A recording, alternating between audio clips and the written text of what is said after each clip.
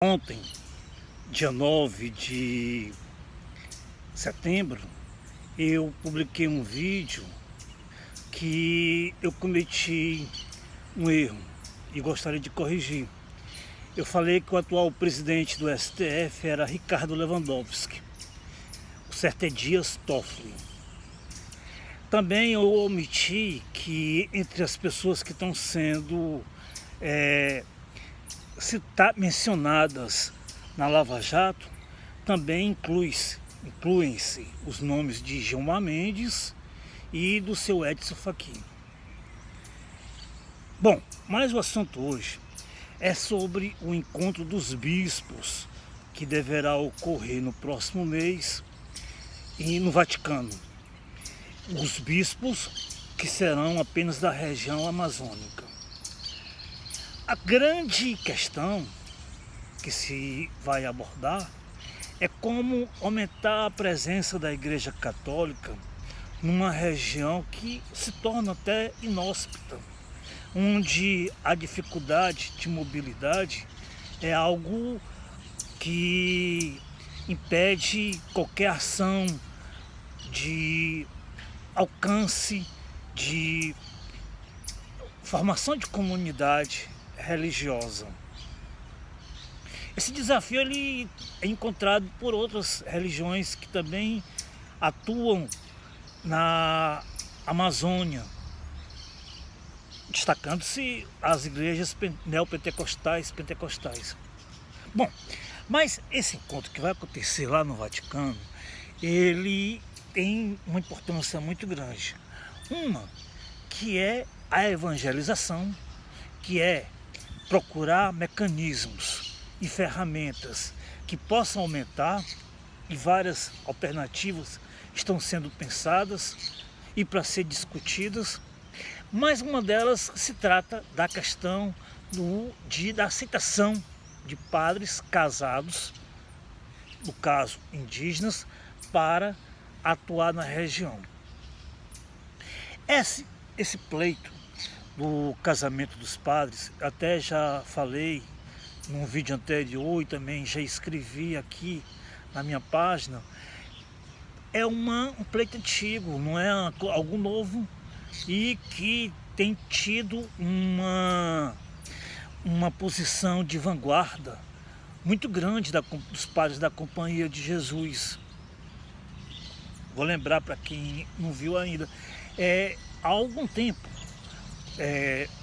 quando o então padre geral, Papa Negro, que é o superior geral dos padres jesuítas, Pedro Arrupe, estava no poder, já havia uma corrente entre os religiosos para que padres casados que moravam sozinhos em lugares afastados, eles tivessem a opção de casar, caso fossem vocacionados, como há pessoas vocacionadas a serem solteiras e vivem toda a sua vida assim. Isso teria algumas exceções com relação aos próprios jesuítas, porque isso excluiria os religiosos, porque esses vivem em comunidades. Os que vivem em comunidades afastadas, os párocos, que enfrentam dificuldades de solidão, principalmente na velhice, haveria essa concessão. Essa é uma das ferramentas que está posta em prática. Há naturalmente uma resistência da igreja, porque é uma postura de vanguarda progressista e é outra instituição que também procura se preservar por meio de repetições conservadoras, manutenção de rituais da sua liturgia, e a renovação tem saído muito cara para o Vaticano. Também nesse encontro dos bispos, que deverá de ser 6 a 26 ou 16 a 26 do próximo mês, é claro que vão se discutir a questão da preservação da floresta. O governo Jair Bolsonaro houve em algum período, ou talvez até no momento, uma associação de que os bispos daquela região, eles estariam contra o Brasil. Porque na defesa da mata, na defesa das ONGs, na defesa dos povos indígenas, estaria a defesa de interesses estrangeiros, que na mentalidade do presidente Jair Bolsonaro estão querendo tomar a Amazônia. Bom, eu estive por 2 vezes na região. É uma dificuldade enorme, enorme, porque tudo lá é muito hostil. O clima, a vegetação, os deslocamentos são complicados.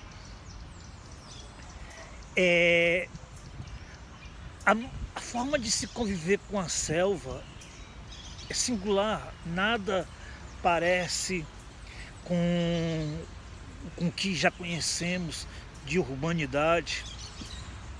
Tanto que se fala muito na degeneração dos povos brancos quando se estabelecem em plena selva. As loucuras, os delírios que se assomam entre pessoas então lúcidas e sóbrias, como elas enlouquecem.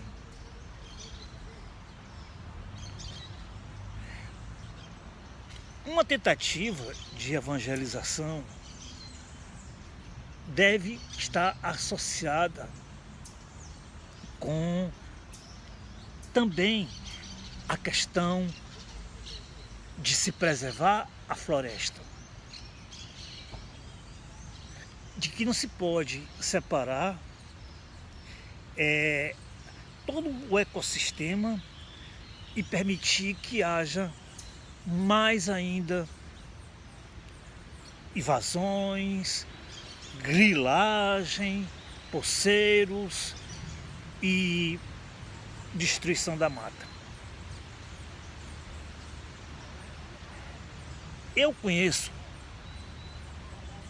pelo menos um padre que tem tomado uma postura celibatária, porém muito coerente com a região da Amazônia. Coincidência ou não, ele é jesuíta. Se chama Padre Paco. O Padre Paco, eu o conheci na década de 1980, por ocasião de uma grande seca que houve no Ceará, e ele morava na região de Crateús, quando o então bispo era Dom Antônio Fragoso. Lá em Poranga, ele se estabeleceu como enfermeiro, vivendo de salário mínimo, e depois da frente de serviço, das frentes de emergência que foram abertas pelo governo da época, como uma forma de evitar ainda mais o êxodo rural, manter o sertanejo na caatinga e também criar mecanismos para que essa convivência com o semiárido ela seja permanente, não seja apenas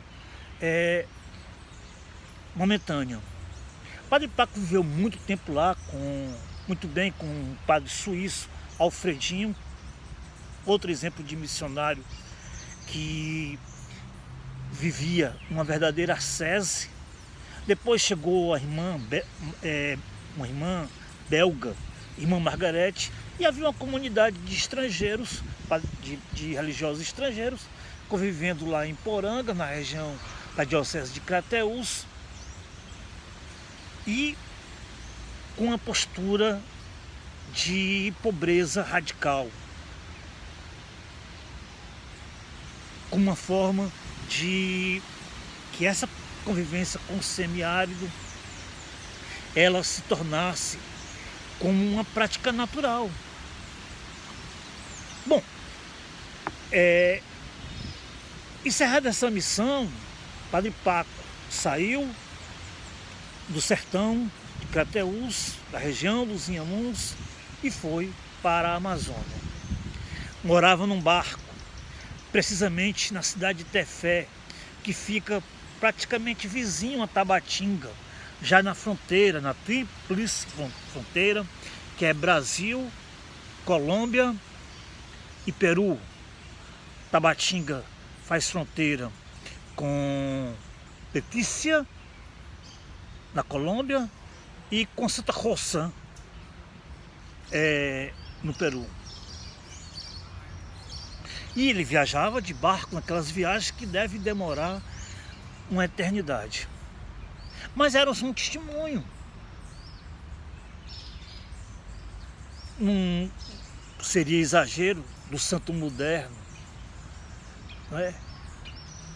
Mas, sem dúvida, de uma seta muito radical. Talvez esse será o ponto mais importante nessa discussão dos bispos e que ensejará para que, ou numa futura encíclica, ou num futuro sínodo, o Papa Francisco, que veio da Companhia de Jesus, ele também comece a discutir a espiritualidade católica. Como os padres devem tentar, a todo momento, uma conversão.